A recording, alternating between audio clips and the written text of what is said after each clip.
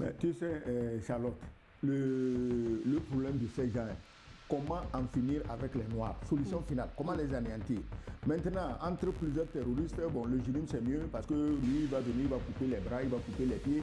Si on ne les tue pas et on arrive à leur couper les bras et les pieds, c'est déjà quelque chose de gagné pour les empêcher de se redresser contre nous. Donc, il n'y a absolument rien à attendre de ces gens. Si l'Africain ne se réveille pas, il est foutu. Bonjour Charlotte, bonjour Didier, bonjour Son Excellence. Moi, je ne crois pas à cette déclaration. Donald Trump peut être en train de préparer quelque chose contre le Mali, mais ne soyez pas étonné de voir le même Donald Trump s'y opposer. Les Américains veulent mordre encore la poussière au Mali après l'Iran. Il y a un adage Mina qui dit que la capacité de deux jarres se mesure au bord de l'eau. Les femmes ont aussi aujourd'hui les mêmes moyens techniques de faire face aux forces étrangères que les énergies du roi Wibadja d'Abomey veillent sur l'AES. Vous savez quelque chose? Oui, bien sûr. Mais au fond, il ne faut pas... Oui, j'apprécie l'intervention, mais il ne faut pas... J'ai l'impression que cet intervenant banalise un peu. C'est plus sérieux que ça. C'est plus sérieux que ça, c'est-à-dire que quand on traite les questions d'État, les questions de sécurité, c'est vraiment avec beaucoup plus de sérieux. Donc il ne faut pas penser que Donald Trump va se raviser. C'est vrai qu'on voit un peu Donald Trump avec ses sauts d'humeur, il dit ceci le matin et à midi, il raconte. Ça fait partie de cette stratégie de communication à lui. Je pense que Donald Trump n'est pas fou, hein. Il sait ce qu'il fait. Et si aujourd'hui, ce qui est important pour nous, c'est que c'est des médias crédibles, des médias américains qui sont crédibles, qui ont apporté l'information. En même temps, on a vu le même Donald Trump chauffer du chaud et du froid sur les mêmes sujets. Hein. Mais bien sûr. Donc à partir de ce moment, c'est une information qu'on doit traiter avec beaucoup de sérieux. Bonjour le plateau, c'est Arthur Edrago depuis Hambourg. Mon bonjour à Charlotte et bon retour sur le plateau du forum. Juste peut-être pour ce dimanche, merci. Salutations également à Didier Noureddine et à Papa Segoyou par rapport au thème du forum. Je pense que c'est une information crédible et que l'AES dans son ensemble avec ses partenaires peuvent trouver rapidement des stratégies logistiques afin de détruire tout avion violent l'espace de l'AES. Merci, bon dimanche. Permettez que j'avance un peu, on a beaucoup de messages. Bonjour Niwod, bonjour à tous, merci pour le travail et tout ce que vous faites pour l'éveil des consciences africaines concernant le thème du jour. Je vous assure que la version va changer dans les jours à venir. Ne prenez pas au sérieux Trump et son entourage, c'est de la comédie pour divertir les gens après leur échec remarquable au Moyen-Orient et en Ukraine. Bonjour Niwod et ses grands panafricains du plateau, du forum, et un bonjour spécial aux fidèles téléspectateurs de ce moment inoubliable de fin de semaine. C'est donc Amidou depuis le Mali. Merci beaucoup de monsieur chaque dimanche. Ita Constantin, béninois depuis le Koweït. Bonjour Niwod et nos très chers parents de Niwod spécialement, toutes les salutations. Alors merci beaucoup, merci d'aller directement au message afin que je puisse clairement vous lire un autre message du 223. Bonjour Niwod et ses grands panafricains, bonjour le plateau, c'est le même message deux fois. Bonjour chers éminents éclaireurs, l'AES est bien partie, elle s'est bâtie sur un sol de bonne portance avec une fondation bien faite sur tous les plans. Lorsqu'on bâtit avec les larmes, on y vit et habite dans la joie et la paix. En effet, l'AES est créée pour la sécurité dans toutes ses dimensions. Elle s'est créée pour l'essor économique et social de chaque pays membre, le confort et réconfort sera offert aux enfants de l'AES. Alors, sur le plan militaire, là, une question pour vous, messieurs. On sait souvent les frappes ciblées par drone ou avion ont souvent entraîné des bavures ou des victimes civiles. Quels seraient alors les risques pour les populations locales dans ce contexte si jamais il devrait y avoir une intervention?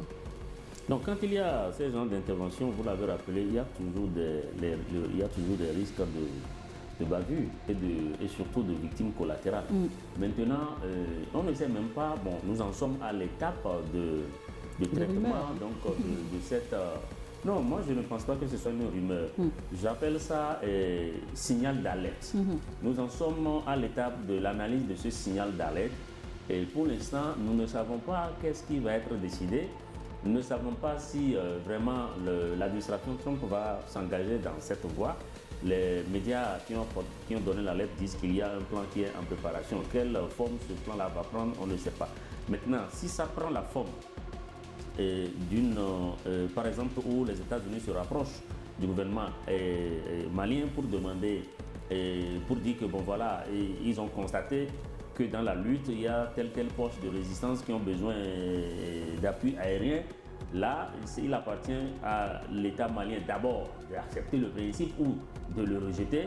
Maintenant, au cas où l'État malien accepte, c'est vraiment l'État malien qui pourra décider de la forme à donner. Maintenant, au cas où Trump se décide comme ça, puisqu'il se prend pour le gendarme du monde, au cas où il se décide, et moi je ne serais pas étonné de le voir agir ainsi, puisqu'il en a donné la preuve partout, de décider d'intervenir comme ça sans avis. Là, je crois que, comme disent les Ivoiriens, il est en train de chercher histoire.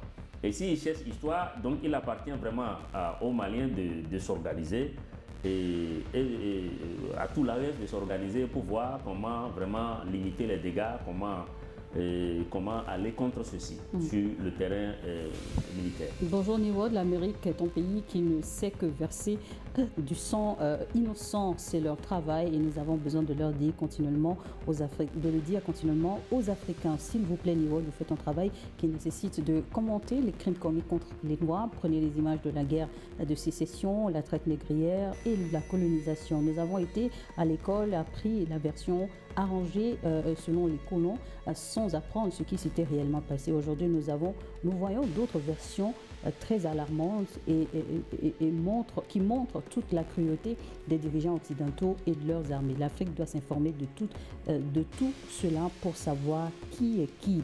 Je propose que vous nous aidiez dans ce sens. C'est bien noté pour vous. Bonjour Niwod. Moi, ce qui m'étonne est que les États-Unis font comme s'ils ne savaient rien du terrorisme au Sahel, mais dit aujourd'hui venez bombarder les terroristes. Comment on peut comprendre cela? Bonjour. Oui, vous voulez réagir, ambassadeur? Non, écoutez, les États-Unis, s'ils sont décidés à faire ce qu'ils veulent faire, c'est parce qu'ils savent qu'ils ont des complices dans la sous-région, tel que le général Tiani l'a révélé hier. Moi, je crois qu'il est temps que les complices de la sous-région, qu'on fasse comme les Iraniens. Quand les Américains bombardent l'Iran, ils bombardent les alliés de l'OTAN, de l'Iran, dans le secteur. C'est parce que si on n'équilibre pas un peu la terreur, on ne s'en sort pas. Voilà. Mon analyse est la suivante. Depuis la guerre en Ukraine, la Russie est devenue l'adversaire stratégique principal de l'OTAN. Dans ce contexte, la France, à travers sa politique d'influence, contribue à présenter la présence russe en Afrique, notamment dans les pays de l'AES, comme une menace à contenir. Ce discours vise à légitimer une réaction des puissances occidentales dès lors que leurs intérêts sont remis en cause. Or, l'histoire montre que les États-Unis vont souvent au-delà des simples déclarations lorsqu'ils estiment que leurs intérêts stratégiques sont menacés. Ainsi, si la coopération entre le Mali et la Russie continue de se renforcer, il existe un risque réel d'escalade pouvant conduire à des actions plus directes. C'est mon point de vue. Un téléspectateur depuis le Burkina Faso. Je ne vais quand même pas croire que tous les Européens sont complices des exactions de la France en Afrique. Ça, je ne suis pas d'accord. Je ne le crois pas, disons. Je ne le crois pas. Et ce n'est pas la présence russe en Afrique qui est une menace, c'est la présence française en Afrique qui a entraîné la destruction et la zombification des Africains depuis au moins 100, 150 ans selon les pays. Donc aujourd'hui, le vrai problème en Afrique, c'est la France, ce n'est pas la Russie. Voilà.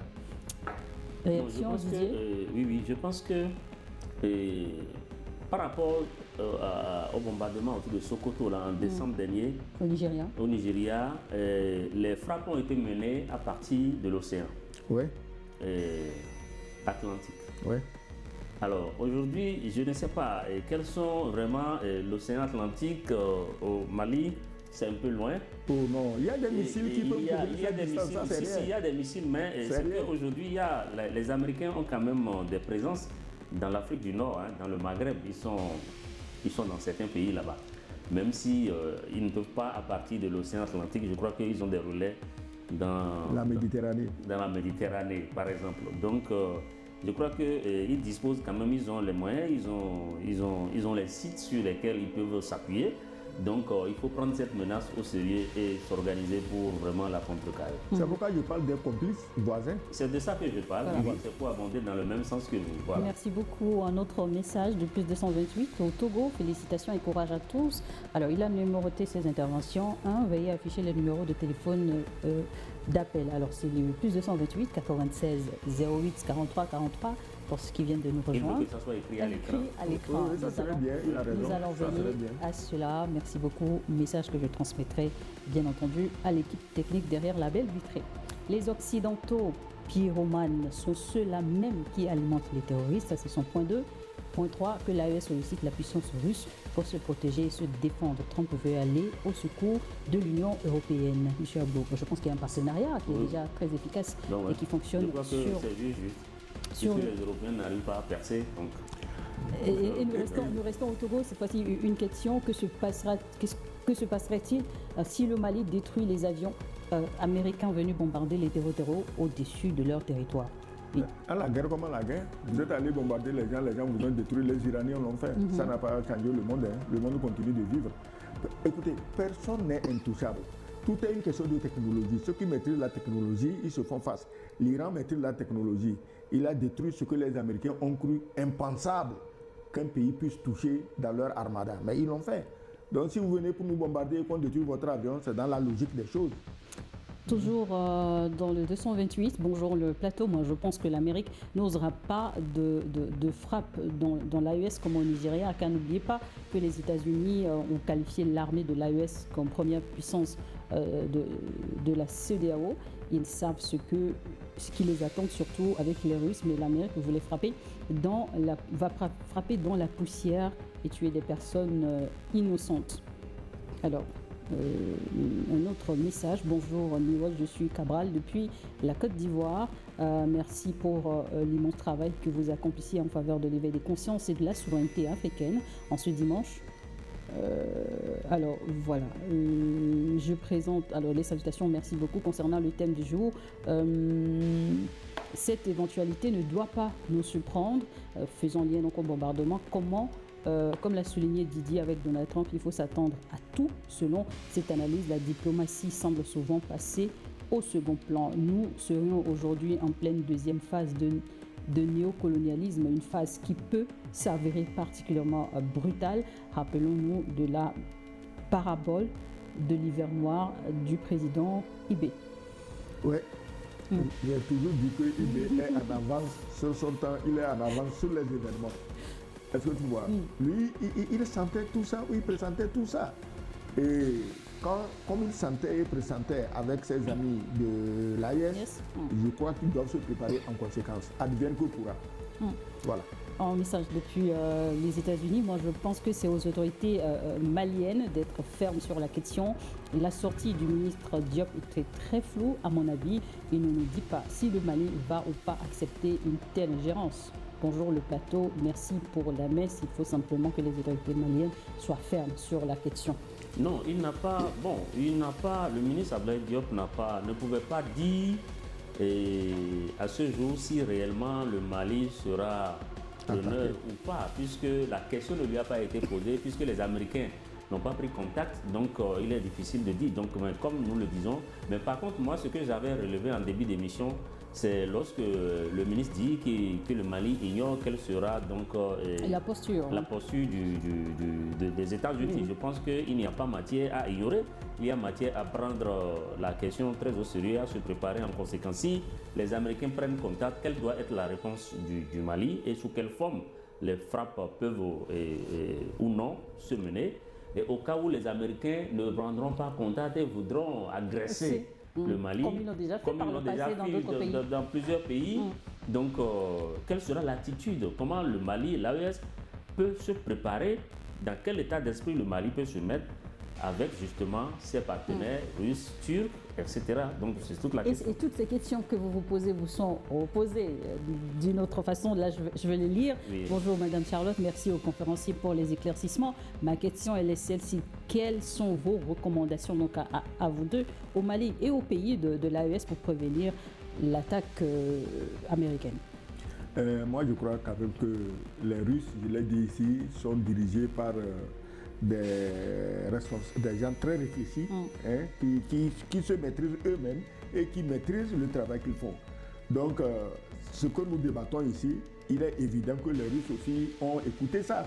Si l'Amérique veut les défier dans le Sahel en disant que bon, votre protection ne sert à rien, nous on va venir faire mieux, c'est aux Russes de savoir quelle réponse donner. Nous ne pouvons pas leur souffler la réponse. Dans tous les cas, en tout cas, les gens font une erreur grave en sous-estimant la capacité des Russes à protéger leurs amis. Les gens disent non, il n'a pas protégé l'Iran, c'est pourquoi. Mais aujourd'hui, les Américains crient partout que l'Iran tient parce que les Russes les protègent. Pourtant, ils n'ont aucune preuve. Les Russes travaillent avec intelligence. Ce n'est pas des tweets, des mails, des choses, des déclarations. Les Russes ne travaillent pas comme ça. Donc je crois qu'il vaut mieux quelqu'un qui maîtrise sa bouche et qui sait mettre en synchro sa bouche et son cerveau que quelqu'un qui parle avant de réfléchir. Moi, ce que je vois sur ce terrain, c'est que l'État malien doit décréter ce qu'on appelle la mobilisation générale. Il faut que cette mobilisation générale soit lancée dans tout le pays, comme le Niger a eu à faire. Autrement dit, après la première attaque sur l'aéroport d'Iori à Mani. C'est-à-dire que c'est une mesure qui vise à mobiliser les individus et leurs moyens au service de l'État en cas d'agression. Renforcer la surveillance. Renforcer la surveillance, c'est-à-dire que c'est différent de l'état d'urgence. Là, on parle de l'état d'urgence, c'est plus une mesure militaire, alors que la mobilisation générale, c'est militaire plus civil. C'est-à-dire que vous êtes malien, que vous soyez sur le territoire ou hors territoire, vous devez savoir que vous appartenez à un État et que vous devez être prêt à répondre à son appel, y compris en affectant vos ressources personnelles.